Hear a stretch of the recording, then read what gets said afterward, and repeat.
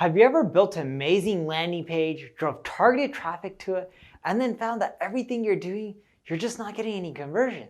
It sucks. You put in all this time, you put in all these resources, you just can't get sales for the life of you.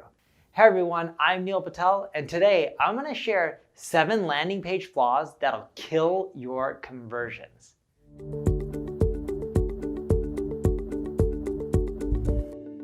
Before we get started, make sure you subscribe to this video. If you're on YouTube, click the alert notification. That way when I go live, you'll get notified. So let's dive right in to the flaws.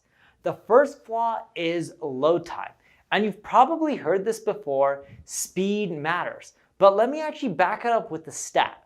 So we have this business called Crazy Egg. It provides heat map analytics and it allows things like A/B testing and user recordings and all this kind of stuff for you to help understand how people interact and engage with your site.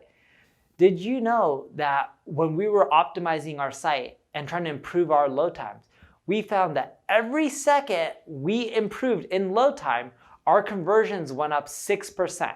Now just imagine that. Every second we improved in load time, it went up by roughly 6%. That's huge. And the reason especially it's important in today's world, specifically if you're e-commerce, is people are on mobile devices. I don't care if they're on 5G or 4G or LTE. Just because they have all these fancy devices and technology doesn't mean they're in a place with amazing reception. For that reason, you need fast load times. They say the average human has an attention span of less than a goldfish. That's right, less than a goldfish. So if you can't make your site load fast, someone's gonna leave, go somewhere else, and they're gonna get the conversion. So speed is everything. The second flaw is generic landing pages. And no, I don't mean a generic landing page in which a landing page is selling all your services or all your products. Yeah, sure, you already know that you need to get specific and only sell one product or one service. But here's what I mean by generic landing pages.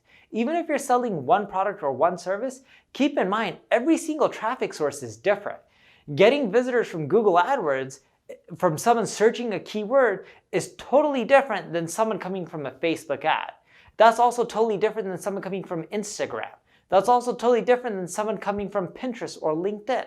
So what I mean, you need to get super granular and specific with your landing page. Of course, you're gonna only have one product or one service on a landing page, but that landing page needs to be super targeted for that audience. Now, I used to do the marketing for TechCrunch, and back in the day when I used to do their marketing, TechCrunch used to link to my site and it would drive traffic. We used to have a message for TechCrunch readers and adjust the landing page just for them because we knew a lot of them were startups or venture-backed companies. Well, on the flip side, if someone came to me from Entrepreneur Magazine, it was less likelihood that they were venture funded or they were further along. Most of the people that would come to us from Entrepreneur Magazine, which is also a great traffic source, they were more so newbie entrepreneurs just starting out. So by adapting your landing page to the traffic source, you'll find that you'll boost conversions a lot more. And the way you do this is put your mind inside the traffic source. Like, how are people using Google different than people using Facebook? When you're on Google, you're doing a search. You're looking for a solution to your problem. Your problem is typically whatever keyword you typed in the search box. On Facebook, you're browsing and looking at pictures of your friends. They may show you an ad related to a product or service that may pique your interest, but in general, you're not right then and there looking for a problem to your solution. So the pitch from a landing page on, let's say, Facebook needs to be more broad, tell a story. Well, the landing page on Google needs to hit really hard on the solution to the problem right away. The third flaw is distractions. We're in a world where there's a lot of ADD. We have attention spans of less than a goldfish, which you guys already know now. So why would you want to end up showing them tons of navigational options, header, footer? Now, in some certain traffic sources, for quote unquote quality score reasons and things like that, you may need to include some navigational elements, but you don't need to go full blown with tons of drop downs and too many navigational options to pick from. By being very specific with where you're focusing a user's attention, you're gonna be better off. And this is important because a lot of people are also starting to do things like on their site, doing chat, they're also doing pop-ups, they're also doing quizzes. So they have a landing page with all these things. Now, we found chat to also boost conversions, but the flaw that I'm getting here with all these things is sometimes mouse movements are really sensitive And when a user's scrolling and reading, it may trigger an exit pop-up instead of just showing them their content. If that's what's happening, they're less likely to convert. So you don't want to distract people with too many bells or whistles, or by having too many different navigational options or too many color schemes on that page. The fourth flaw is a visual disconnect. If you have an ad that's promising something and you don't deliver on that promise in the landing page, it's not going to work. The simplest example of this flaw is someone doing a Google search. If someone typed in Apple MacBook, and hypothetically you're bidding on that term and they went to your landing page, but you don't have the term Apple MacBook on there, or you don't have a picture of an Apple MacBook, what do you think is going to happen? Your conversions are going to tank. So not only do the text need to align with how you first drew them in from that initial ad, or that landing page or website that's linking to you matching their copy, but more so your visual cues, the images when you're describing the product or service also need to match with that ad copy or that initial traffic source that drove visitors to your site. The fifth one is a bad mobile experience. Did you know that the majority of searches on Google now happen over a mobile phone? That's right, they're not happening from your laptop, they're not happening from a tablet, it's happening from a mobile device. That thing that's in your pocket 24/7. It's on you more than your laptop or a desktop computer is, hence more people use it for search. So if more people are using it, but your site isn't mobile compatible, your landing page isn't, what do you think is going to happen with your conversions? It's not going to do well. It's super important that it is mobile compatible.